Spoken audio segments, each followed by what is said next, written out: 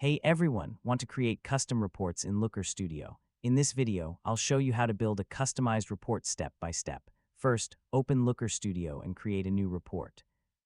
Connect your preferred data source, such as Google Analytics, Google Sheets, or another supported platform. Next, choose the data you want to analyze and add charts, tables, and scorecards to your report. Select visualizations that match your reporting goals. Now customize your report layout by moving elements, adding titles, and organizing sections. A clean design makes your data easier to understand. You can also add filters, date range controls, and interactive features so users can explore the report.